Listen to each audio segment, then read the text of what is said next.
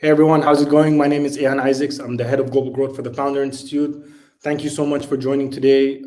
We have another, I say this every time, but like honestly, like every time we have a great speaker, I got to give our team props. But like we have another amazing session planned for our weekly global webinar. For those who are, I guess, dialing in, sometimes it's in the morning, sometimes the afternoon, sometimes it's night. I'm based here in Dubai, UAE. It's nighttime for me, so I appreciate everyone taking the time out and joining us.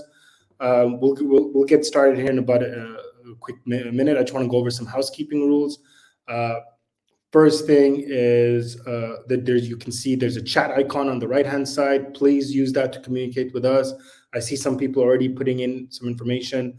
Um, Let us know where you're coming in from. I see Montreal, Houston, Luxembourg, Florida, Minneapolis, Amsterdam, Israel. So pretty cool. We had over 750. It might be even 800. I haven't I checked like about an hour ago. Sign up for this event. We're expecting close to 300 people live. So we'll take a minute here just until everyone gets set up. But yeah, thank you so much for joining. I'll let Ben introduce himself shortly and talk about like his background. If you don't know who Ben Yoskovitz is, like you're in for a real treat, and I'll talk a little bit about that. But another housekeeping item is you can see underneath the chat icon, there's a Q&A button. Please use the Q&A button to ask questions that are directly for Ben during the towards the end of this event. Or sorry, after his presentation, we'll do a Q&A portion. We will use that kind of function to feed us questions, because then I can bring it up on stage and we can discuss it. The last thing is you'll see some emojis at the bottom of your screen. Please use the emojis to react to the content that's being shared, and that will give everybody a good idea. Yeah, thumbs up, hearts, and all of that type of stuff. All right, I think that's it from housekeeping items. We'll get started. We have 307 people live here. Everyone's here to hear Ben speak.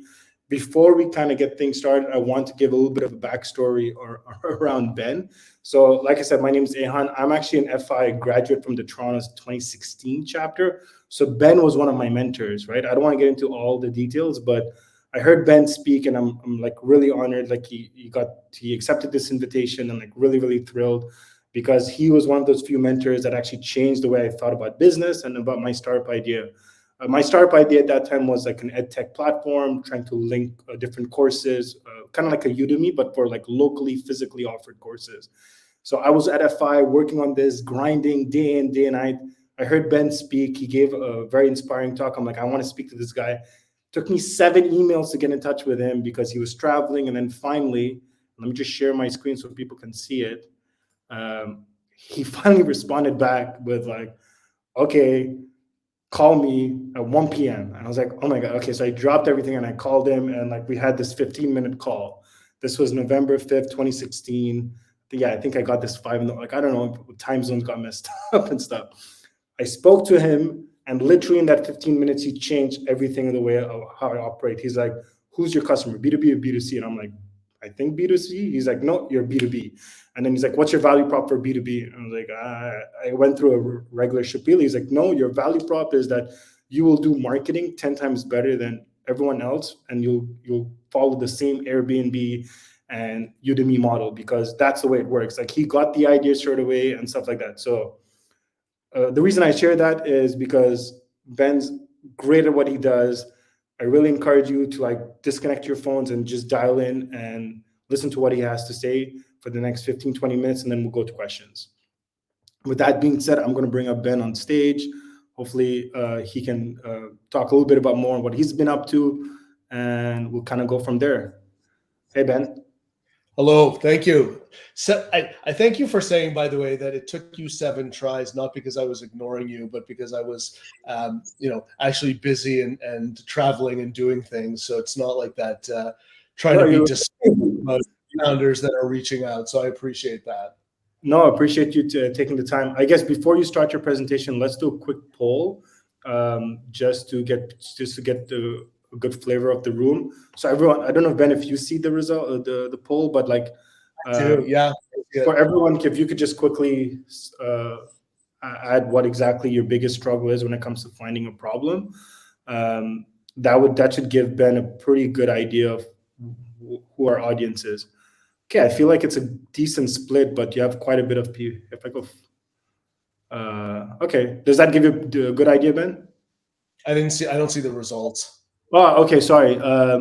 So I have the poll on stage. It says 35% is finding people to talk to, 27% is testing users quickly, and 16% is building an MVP, and 20% is raising money. So the vast majority is saying that finding people to talk to is their biggest challenge. All right. Well, it's good. Yeah, that's great. It's good to hear that people are at a very early stage with this, because that's really what I'm going to focus on is the early stage of startup ideation, finding problems that matter. So thanks for having me. It's great to be here. Always enjoy doing this and sharing with folks. I won't go into a lot of detail on my background because it's a waste of time. But you can find me on X. You can find me on LinkedIn. My newsletter, which I started end of last year, finally got me back into writing, called Focus Chaos. If I can ask everybody or anybody who's interested, please subscribe there. The topics vary. A lot is about venture studios because that's what I run. I started a venture studio back in 2016 called Highline Beta, which is about building and funding companies from scratch. But I also talk about product management, entrepreneurship, analytics, and other things. So I hope folks will subscribe to that. But I want to jump into this because I tend to put a lot of content into these things, try to get out as many ideas as I can and share as much as possible. So number one, building things people don't want is incredibly painful. And I've experienced this. In 2007, I started a company called Standout Jobs in the recruitment space. We didn't understand the market well enough. We didn't understand how HR people buy things. We really did not dig in deeply enough. And we built this thing, we raised capital, we released it, and it was sort of like tumbleweeds going by in an old Western. So if you've ever done this, where you've spent a lot of time and money and energy building something and you don't get the results you need, it's such a painful experience. You never want to go through that experience again. And so I spend a lot of time at Highline Beta working with founders, trying to avoid this and trying to avoid wasting time and money and really trying to identify problems that we can actually go solve. In order to do that, we have to understand what a problem even is. So I'm starting at sort of a basic, because we can all inherently understand what a problem is. We've tried to break this down into individual components, not because there's a perfect formula or playbook for this, but to give you a way of thinking about this. So the way we think about a problem at Highline Beta is this. You have to have a user, you have to have a need, and you have to have an insight. And I'm going to go into each one of these and talk about what these things actually mean. So for starters, you need a specific user. And I say on the slide, the narrower, the better. So the user is a specific person, not a generic group. So if you are selling something to women is not a user. It's too big an audience. There's too much diversity amongst women or men. Moms, not a group. It's narrower, but it's still too broad. And when you think about B2B, a lot of startups make the mistake, I'm selling to a business. But you're not selling. Small business is not a user. We can't even define what a small business is. People can't even agree on what a small business is. And businesses are just groups of people. So you have to find a narrow group of users. So that's number one. Who has the pain? That's what we're looking for. Step two is finding a need. And when we talk about need, typically where we start is a functional pain point that they have. These are easier things to identify for people, which is where in their lives is there a problem? Is there friction? Is there something that they're doing already with a hack that's difficult for them to do, and you think you can solve this more effectively? So we have a user, which is a very specific group of people or person that you've identified. We have a functional need, and then we're looking for an insight.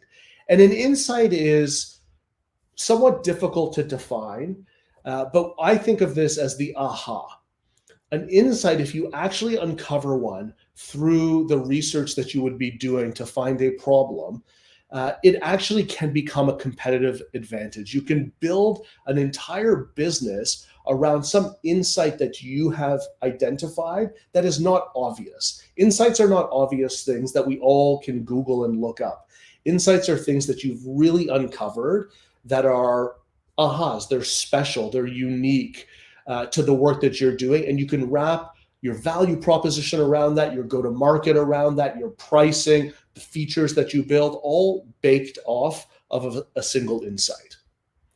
Now, the reality is that finding insights is really, really hard, and it takes time. And so when we think about starting this process of finding an idea or finding a problem to go out and validate, we like to keep insights in the back of our minds, but we don't start by saying, if you don't have an insight, you can't keep going. Otherwise you'll just be caught researching forever. So instead, what we do is we change that to deeper needs. So we say we need a user, we need some kind of functional need, right? There's some behavior that people are doing or not doing that you think can be improved. And then we're going to go look for a deeper need or a tension that exists. And when we talk about a deeper need, what we mean here is something social or emotional. So again, even in a B2B context, you say, oh, I'm selling workflow automation software to the construction industry. And it sounds, a little bit on the dull side, maybe it's very technical, but the humans that are buying that software from you, the humans that have those pain points, they have emotions and they have social things that are going on in their work. Maybe they're looking at buying your software because they think it'll get them a promotion. Maybe they're looking to do that to hit their own targets. So you have to dig in deeper than just a functional need. That's not enough to really find a problem that actually matters. We need to find that underlying social and emotional things that are going on with humans. And if we can find that, then we can really go solve the problem in an effective way. Now, the other thing I will say here is that everything that you map out for my user, my need, my functional need, and my social and emotional need, these are all assumptions. And it's really important to understand that you have to go and now test all of these variables. So an assumption, very quickly, is really something you believe to be true, but you have to go prove that it's true. And this is where we start to talk about experimentation and testing and scientific method. And I'll talk a little bit more about that in a moment. But often what I see a mistake that founders make at the very early stages, they say, well, I know who I'm targeting. It's this group of people. I know they have this need. I'm not sure about this deeper need thing, but I'm not even going to worry about that. But look at this. Look how slow this process is in a spreadsheet. Surely I can build something better and faster than a spreadsheet. Why are they doing it that way?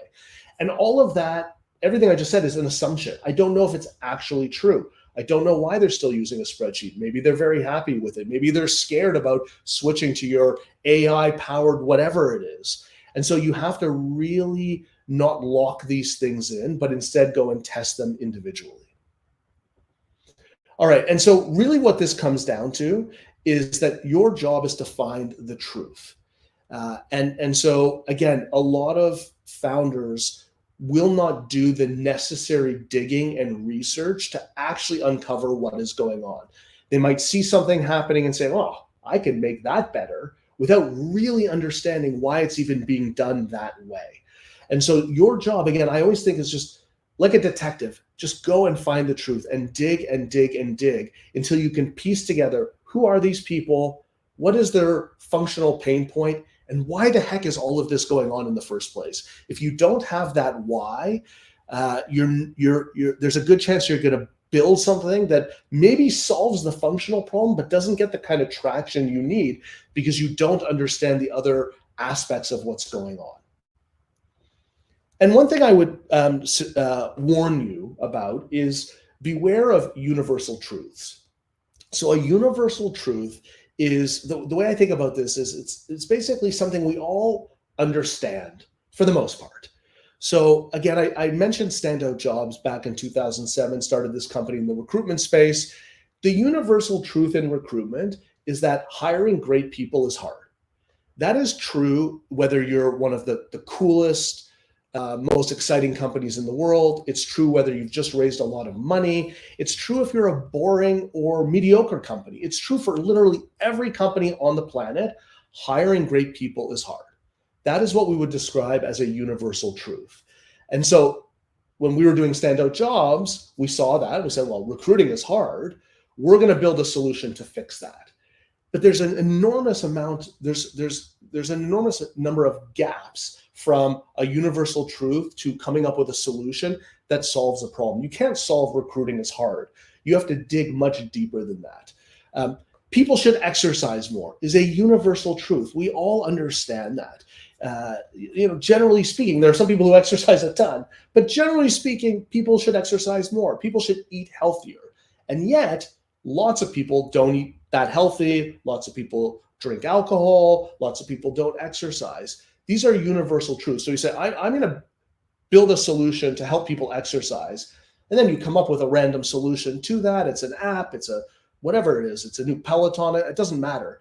And nobody uses it. And that's because you went from this gigantic universal truth that everybody can see to a solution, and there were a myriad of steps along the way where you didn't really understand the user, you didn't really understand their functional need, and you didn't really understand why these things aren't happening. Why aren't they exercising? Why aren't they eating healthier? Why do they fall off the wagon? So again, you have to be careful, and I see this a lot in pitch decks. There's a huge problem. This thing is inefficient. Okay, I don't disagree with that. We all see it, but why is it like that? And your job in finding the truth is to uncover that. And so the way to do this is through research. And research drives, and there's other words for it, customer development, customer discovery. Research drives empathy. Empathy is not the sense of caring for other people, although caring for people is important. Empathy is understanding people. I can look at a problem and care for somebody who's in a situation that I think is unfortunate. Caring for somebody is different than really understanding what the heck is going on with their lives, work-wise, personal, or what have you. So when we think about research, I've kind of broken it up. And again, I guess this is recorded. I can share slides with people after because there's lots of links to stuff I've written or other people have written.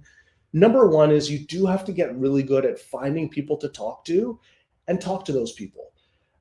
I'm sort of interested in the poll that a lot of people said they're struggling to find people to talk to. Sometimes it can be hard in certain specialties.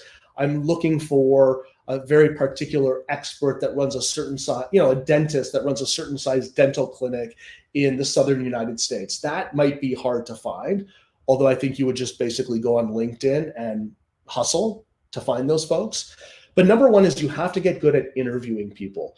And this is a skill like any other skill. Talking to humans is it's an ebook by an author by the name of Giff Constable. It's an awesome, super quick read.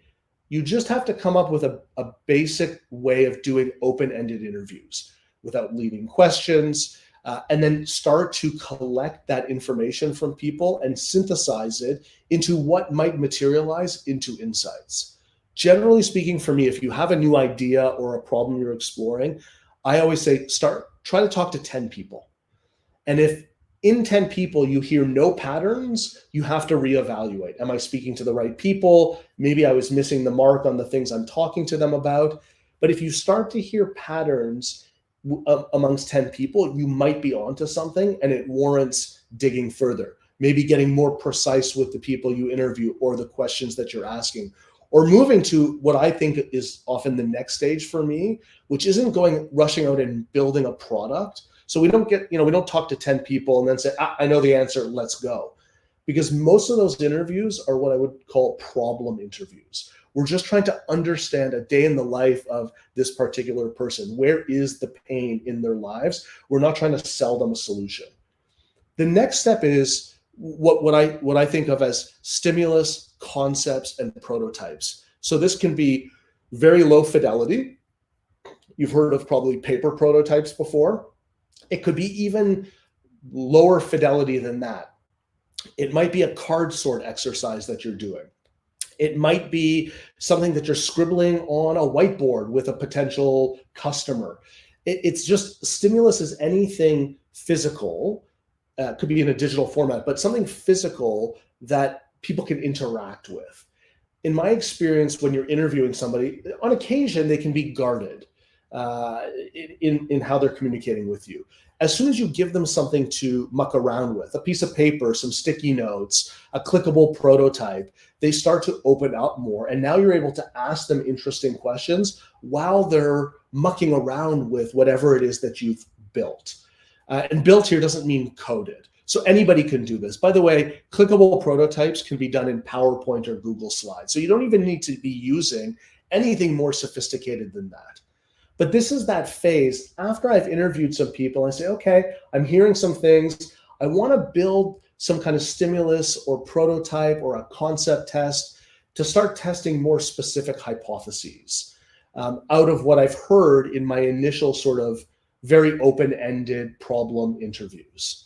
And then this third sort of bucket here, what I call applying the scientific method to startups without being a zealot, is really just about the rigor that you use to run experiments. So you do some initial interviews with people. These are very open-ended. You start to hear some things there. That leads you to some new assumptions or hypotheses that you might have. And for each assumption that you have, you think, how can I test this assumption? You might be able to build something to do that. Again, could be paper, could be something very lightweight digitally. And now I'm using a rigorous, it's not totally the scientific method, because that's a very rigorous way of validating or invalidating hypotheses. There's always too many variables, but it's this idea of experimenting quickly over and over again to increase the cycle time of learning. So really at the end of the day, this, how do I find a problem?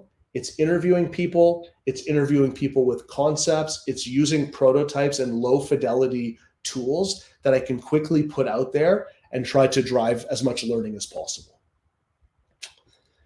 And one way that we like to think about this is through this concept of desirability, viability, and feasibility, which really comes from the design thinking world.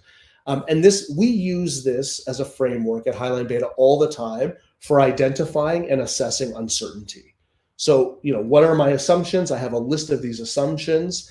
And each one of those is going to be a desirability assumption, a feasibility assumption, or a viability assumption.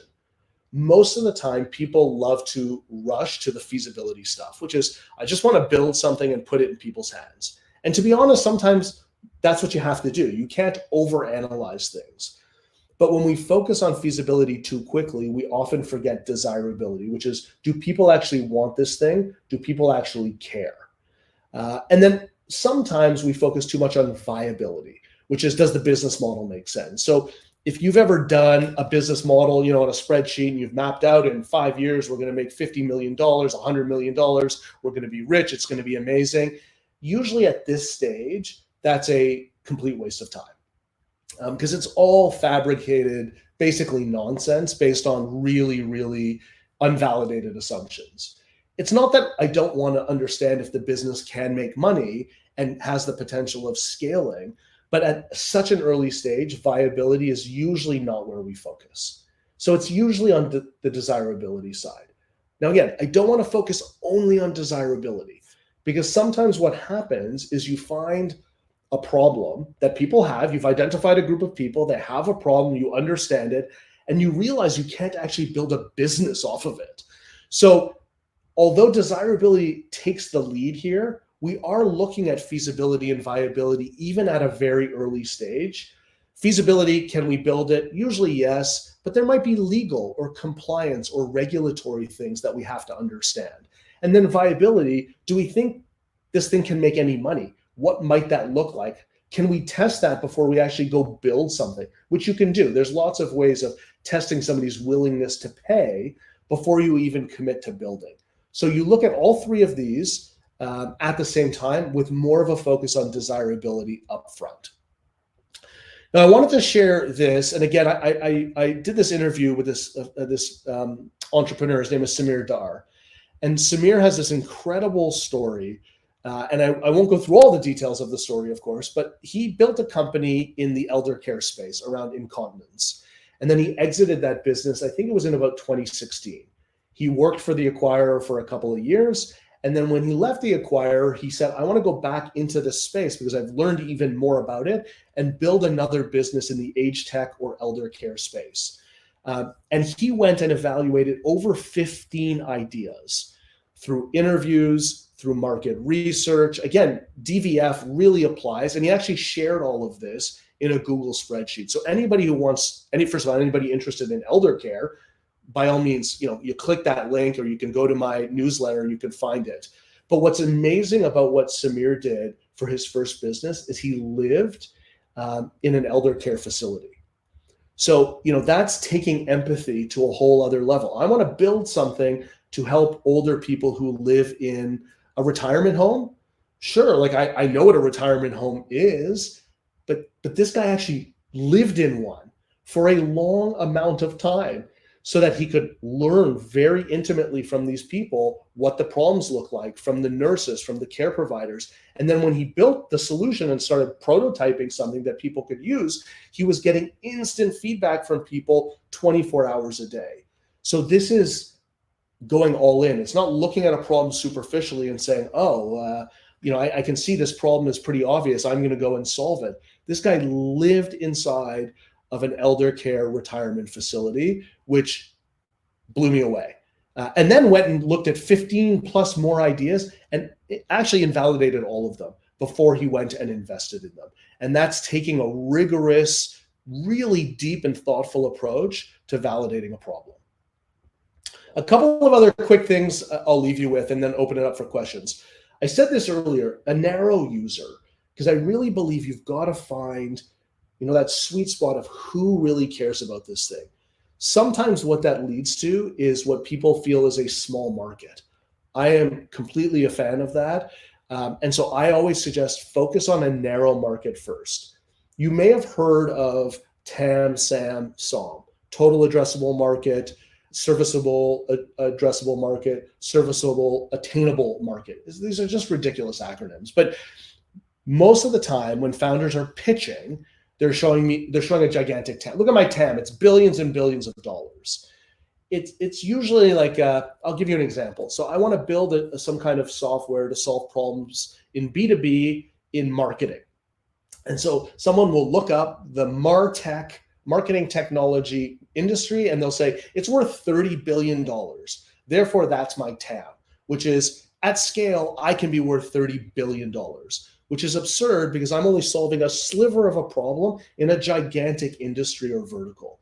And so I much prefer not thinking about these gigantic and ridiculous TAMs, even SAMs or SOMs, and say, I found this narrow group of people. Now, not 10, if there's only 10 people on the planet that will ever buy your thing, it better be very expensive to buy.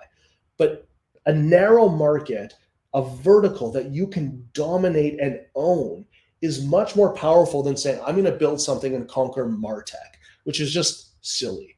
So again, a lot of investors will ask for TAM, SAM, SOM. A lot of accelerators will say, what's your market size? I'm not suggesting don't go through a market size exercise. I'm suggesting it doesn't matter because you barely know what the hell you're building, what you're pricing, how you're going to market. We're still trying to figure out what the actual problem is. So market size to me is just not the priority at this stage. The other thing I would say is that you should look for boring problems. Universal truths tend to lead to people trying to solve exciting, trendy problems, hot problems. Let's say, I don't know what the right word is. Trendy is a good word to think about. Oh, everybody is hot on this. We're going to go into that space and solve problems there because that's where everybody is excited. I would prefer to go completely in the different direction. Solving a boring problem for me means finding a completely underserved vertical or market or industry or customer, understanding them incredibly deeply and solving their problem. If you come from a vertical or an industry that is already underserved, you are very well suited to this. I am always excited to talk to founders who are like, you know what, I work in this industry vertical. You may have never even heard of it, but I've been in there for 5-10 years and I keep seeing this recurring problem. And I'm pretty sure we could solve it this way.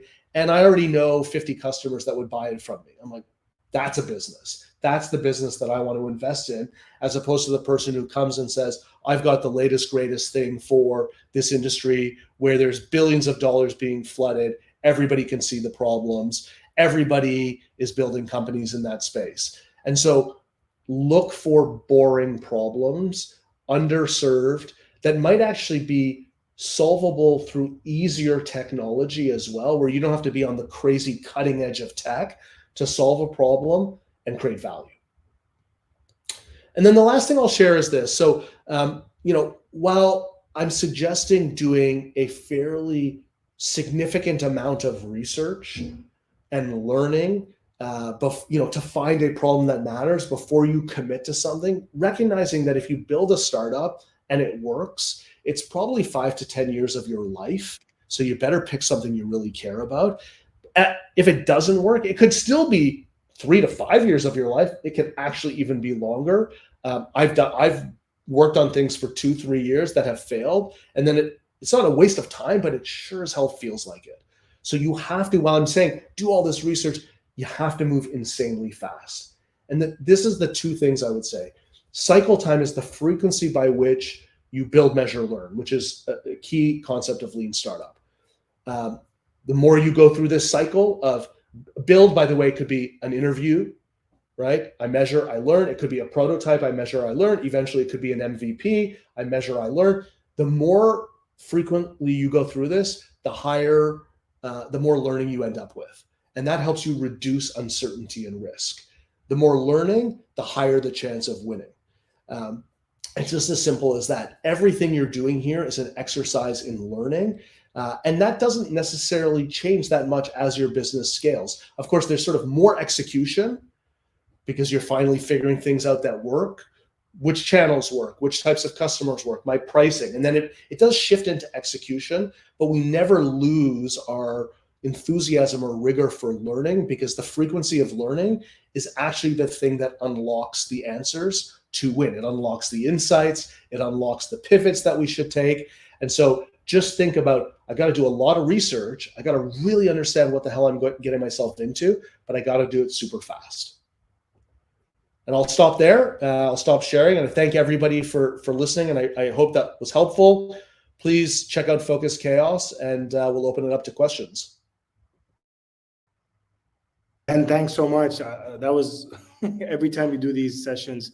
Just so you know, we have 485 people live right now.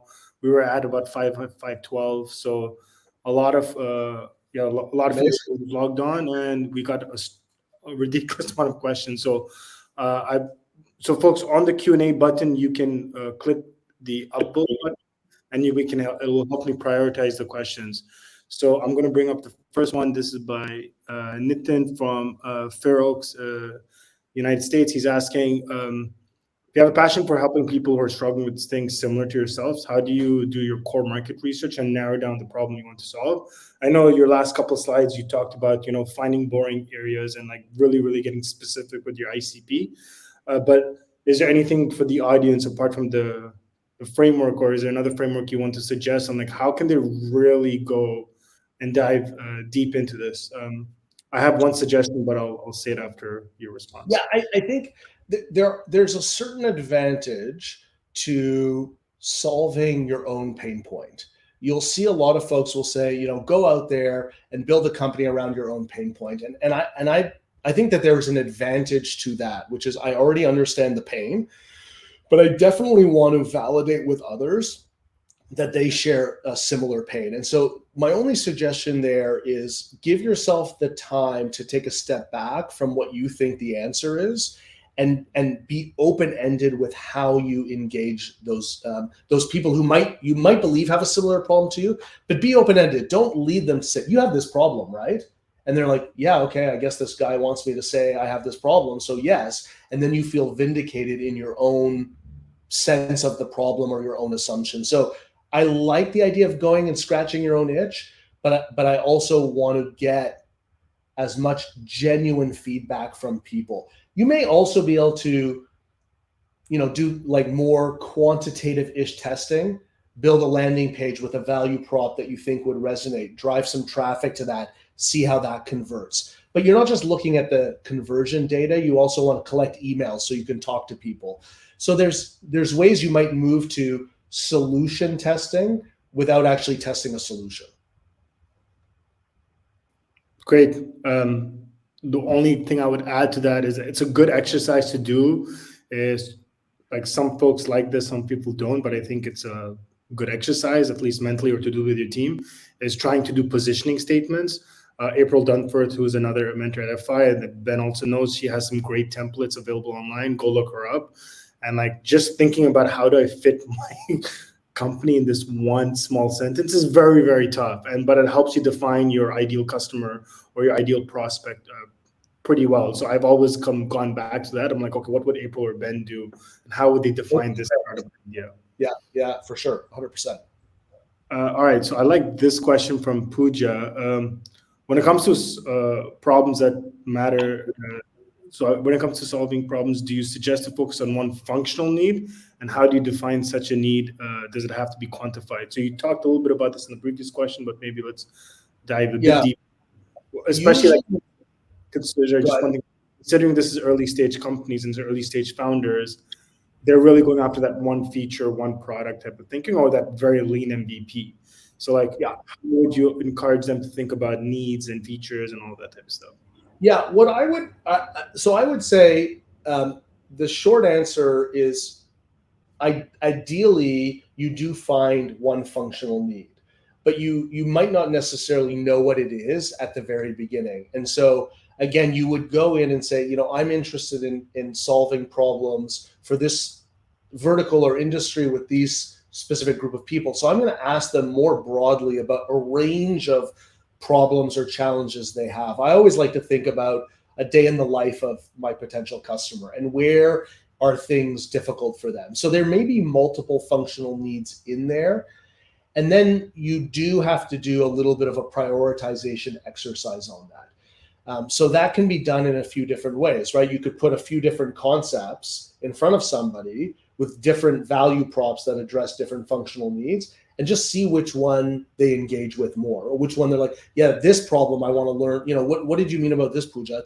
And then you sort of see how they engage with that. It doesn't, in my opinion, it doesn't have to be quantified.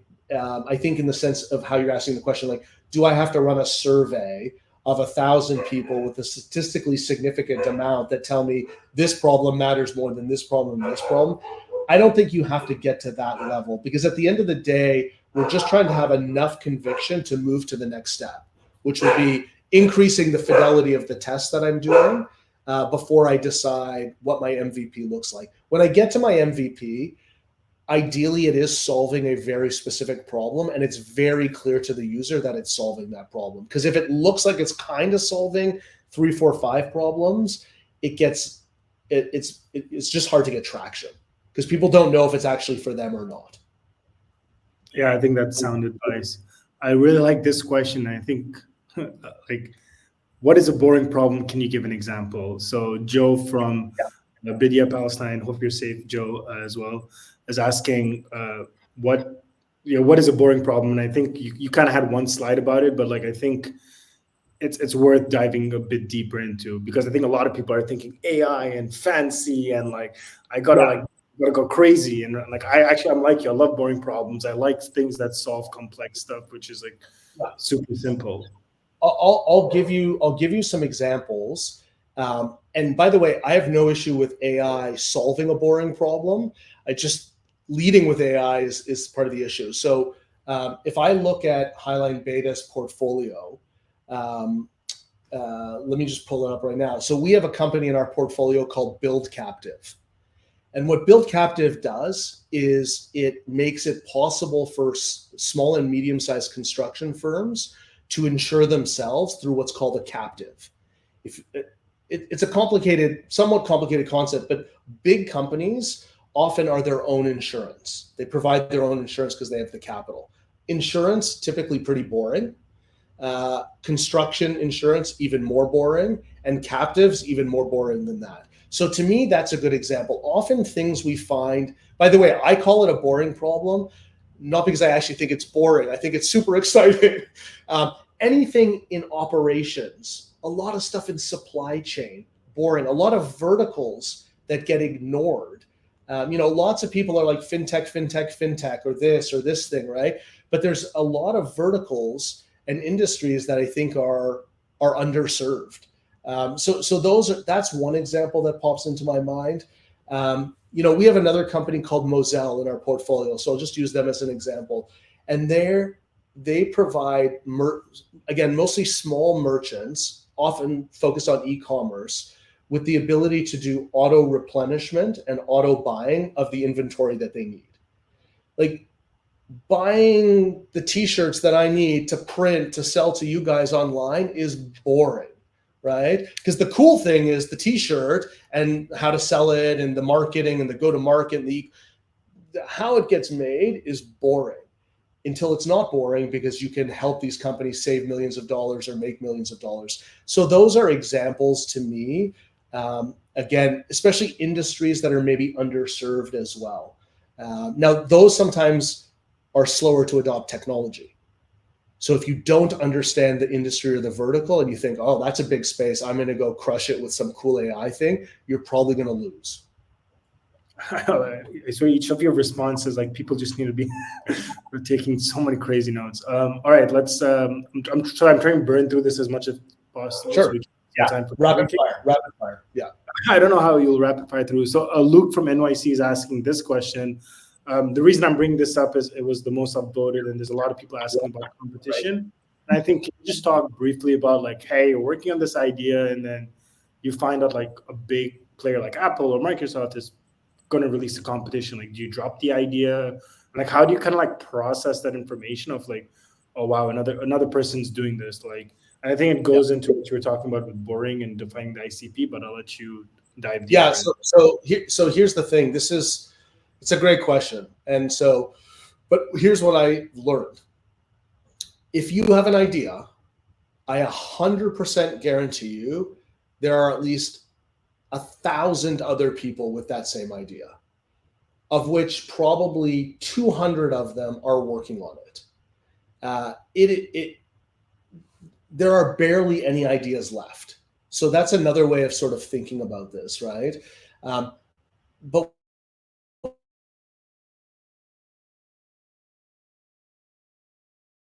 never know what they're doing in their boardroom, right? You never know why that company came up with that, why they're releasing it that way, why did they make that change?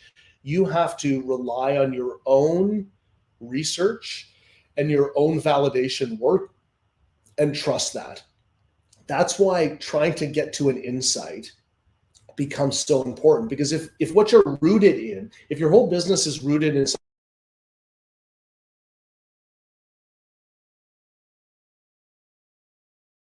that, but you never ran an e-commerce business, you didn't talk to anybody that does it, you're going to lose because you don't understand things from the guts. If you do understand things from the guts and you believe you know something that other people do not know, you can anchor your whole business.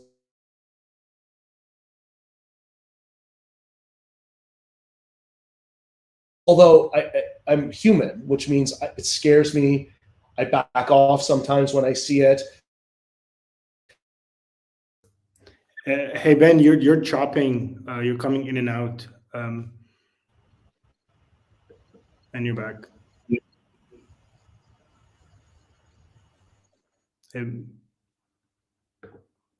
Let's just give Ben a minute here.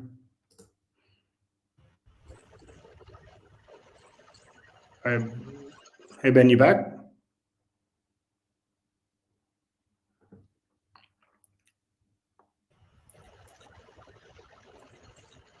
Hey Ben, can you hear us? Yep. Okay, perfect. I think you dropped for a bit. Yeah. Okay, you're back.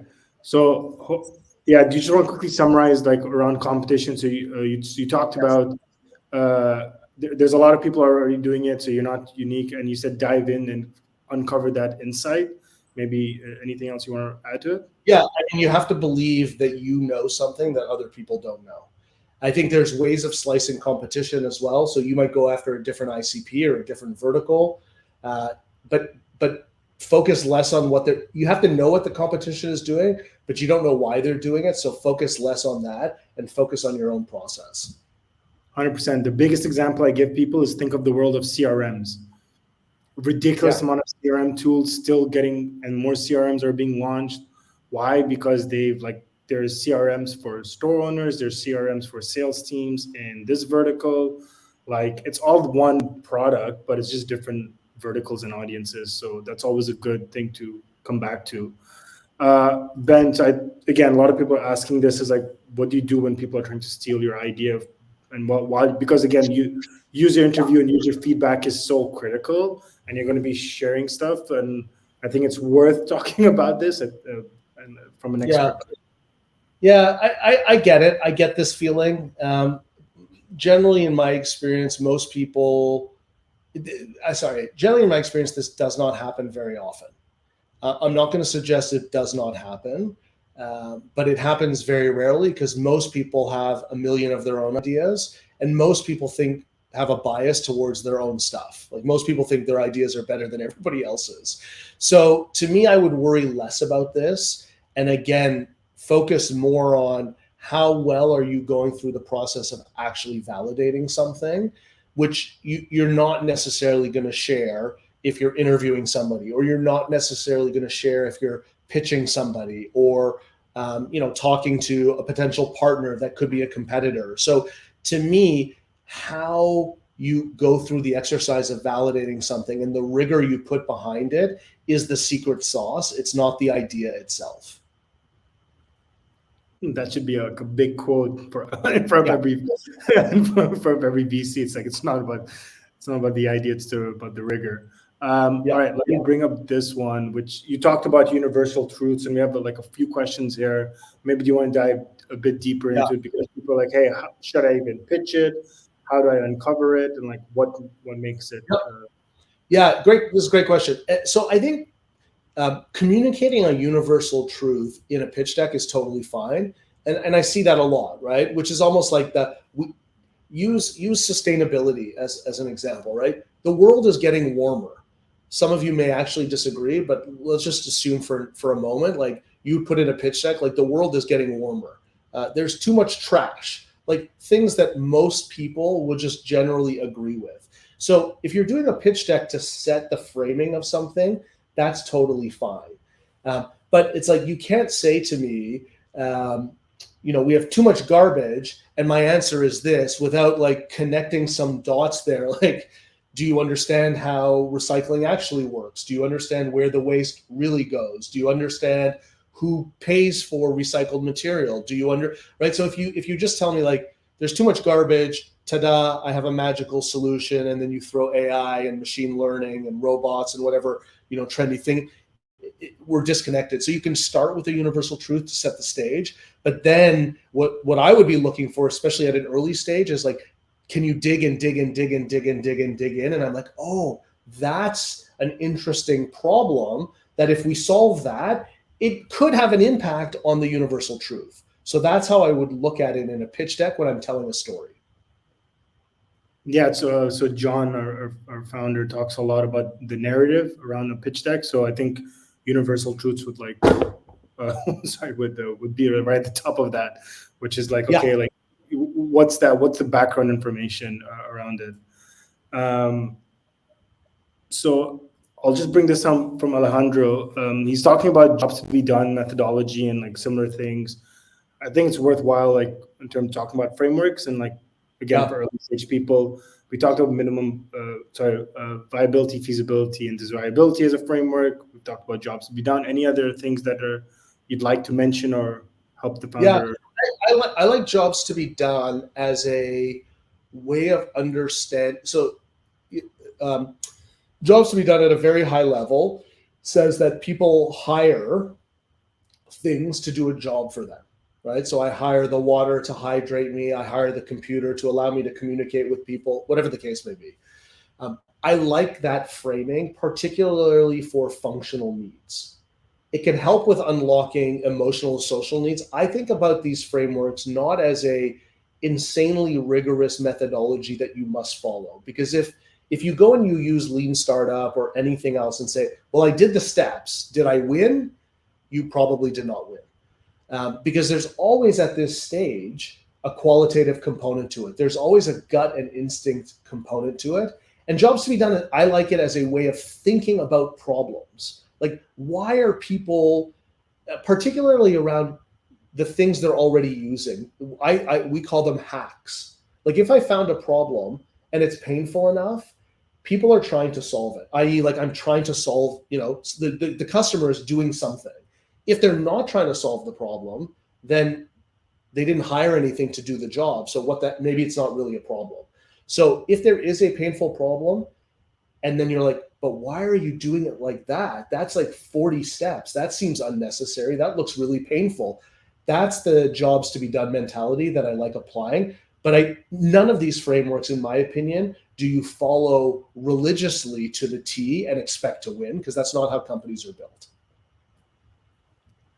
Ben, you're just dropping a lot of insights today. It's like, hey, don't use these frameworks as guidelines or guideposts. I really like that. Yeah. It's a very good way of thinking. All right, I really like this question as well from Rebu from Salt Lake City. Is for someone who's just starting out, they're joining this event, they're getting started in their entrepreneurial journey. What are some very easy tips that they can start to kind of get into comfortable with their shoes? Is there something they should do in the morning, something to read, or whichever? Yeah, great question. And honestly, folks, if you're starting the entrepreneurial journey, congratulations. It is super hard, and despite there being 400 and some odd people on this call, which is awesome, most people are not entrepreneurs. So I always think of people who want to go start companies as the 1% of the 1%. Not elitist, but it's a small group of people in the sum total of the planet willing to take a swing. So I like that. One of the things I would suggest is find like-minded people locally that you can connect with. They might be a little further ahead than you, which could be mentor-mentee relationship, but often it's peers. If you can find peers, and I say locally just because it's so much easier in many scenarios to just sit with folks and have a coffee and share the good, the bad, the ugly. So I would recommend that. I would recommend, just getting in the habit of learning how to do this kind of work, because it is a skill like any other. And so even if you're not in love with a problem or the idea you have, you say, could I do a 2-week sprint, talk to 5 people, get better at interviewing people, even if I know this is probably not the thing I'm going to work on. So to me, the habit is this exercise of research and validation. And the more you can do it, like any skill, the better you're going to get. So when you do have an inspiration for an idea, or you meet somebody and they tell you something and you say, wait a second, that's a real problem. I could help you. You'll be ready to actually go do the real work. So it's almost like the practice runs before you get to the conclusion of that's the company I want to go build and maybe spend the rest of my life building. Yeah, I think that's very, very key, especially how long you're going to be spending time on. Okay, I want to do one more question and then we'll break out for networking. You talked a little bit about this on the customer development side, but I think it's worth talking about is how many people should people go interview? 3 is too less. Coming from London, saying 100 would slow down the cycle time. But can you also allude to the difference between B2B and B2C? If I was a B2B founder, how many people should I go talk to versus when I'm on the B2C side? Yeah. I think on the B2C side, you often end up needing to speak with more people, but they're also usually easier to find. On the B2B side, again, the number I suggested earlier was 10. So it's can you speak to 10 people that you, again, if they're 10 random people, it will not work. So you have to say, I think I'm targeting this type of person in this business or vertical. You find 10, you talk to those 10, and then you go back and say, what did I learn out of speaking to those 10 people? Did I hear any patterns that would suggest I should go in one direction or another direction? And those directions might be, I need to go talk to more people like this, or that might be, I'm completely barking up the wrong tree, or actually all 10 of them there was real pain I heard, and it was all quite similar. And maybe my next step might be putting some concepts in front of them from a solution perspective to see if they're interested in that. So it's hard to know where you'll go after that first 10 because it can go in a variety of directions, but I would start with 10. And honestly, the B2B, it's basically LinkedIn. It's like you get on LinkedIn and you just reach out to people and say, I'm an entrepreneur. I'm looking at starting a company in this space. I really just want to learn about some of the pain points you have with XYZ. You'll get some people who will tell you, leave me alone. You'll get a lot of people who ignore you, but people generally like talking about their problems. And so there's a good chance if you blast enough people, you'll get 10 that will be willing to do an interview with you, 30 minutes, and you'll learn a lot from that exercise. Can we encourage people to do that all the time? Just get out there, start talking to customers, and get onto that feedback train. And it won't be the last 10, it won't be the last 10 people you speak to, right? It's not talk to 10 people, come up with the solution, build the solution, and win. You will, but to get from step 1 to step 2, it's about 10 people. Yeah, the only thing I would add to that is like if you're going with like other industries like academia or pharmacy or whichever, some people may not feel comfortable with talking. But in terms of academia, like university, I remember when I was trying to do my idea at FI, like I just called the head of admissions at the universities. And I'm like, hey, I'm a founder and I'm trying to figure this out. They're like, yeah, okay, I'll talk to you for 15 minutes. So like, and because it's university, the information is publicly available, right? So like you got to think a bit creative as well. All right, folks, I want to wrap up here. Ben, thank you so much. This has been awesome. Would love to do this with you pretty much like on a more frequent basis. But folks, go sign up for Ben's newsletter. Follow him on X, or formerly Twitter, LinkedIn, and all that. Ben, your last closing thoughts or advice for the founders on the call, and then we'll wrap things up. No, I wish everybody the best of luck. Please remember also that this is not scientific, right? So there's always an element of your own instincts and guts. You cannot eliminate that from this process. The learning you get is never perfect. You'll never be complete. And so, to the question of, do I interview 3 or 100 because 100 would slow me down? If you find yourself interviewing 50 people, you're probably wandering the desert.